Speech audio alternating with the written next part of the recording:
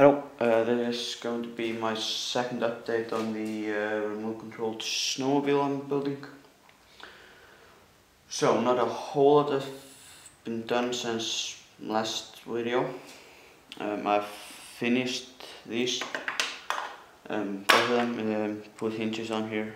These are the front steering mounts, so the skis go like underneath here. But yeah, nothing else really. I've decided to change out these. This is the upper A-arm and lower A-arm because for the hinges to work that I was going to use here, I had to drill the holes really close, like to the edge. So I don't know how sturdy that will be, and it's also like really stiff and hard.